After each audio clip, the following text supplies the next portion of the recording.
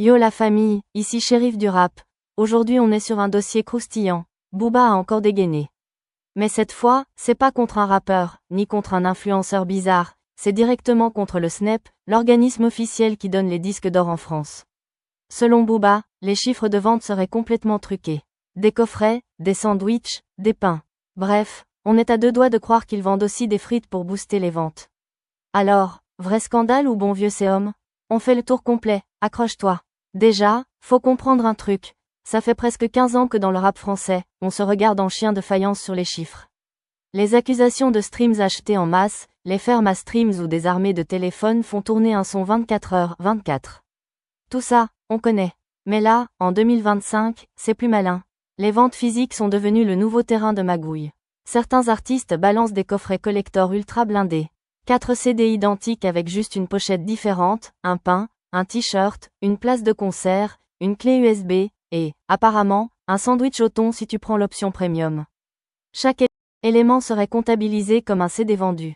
Résultat, en une seule vente, tu peux faire péter 5 ventes dans les charts. T'es même pas obligé d'écouter l'album. Booba attaque frontalement. Et là, entre en scène Booba, aka le shérif du rap français. Sur X, ex-Twitter, le duc a pas mâché ses mots. Ils vendent tous un coffret, il y a 4 fois le même CD, un pain, un sandwich, un t-shirt, une clé USB, chaque truc compte comme un CD vendu. Booba est formel. Pour lui, c'est pas normal que des artistes affichent des 50, voire 80% de ventes physiques dans une industrie qui est ultra dominée par le streaming. Et il ne parle pas dans le vide. Il rappelle qu'il connaît très bien le système, lui qui a reçu en 2023 le Grand Prix SACEM des musiques urbaines. Il a même interpellé directement le SNEP. On va pas faire comme si j'avais pas reçu un prix SACEM et comme si je savais pas comment ça fonctionne. Traduction. Je connais vos combines, venez pas faire les innocents. La vraie question, a-t-il raison? Honnêtement, sur le fond, Booba a un point. Le système actuel favorise clairement ceux qui savent bien marketer leur coffret. Ceux qui vendent juste un album classique, sans goodies ni package ultra lourd, partent avec un énorme désavantage.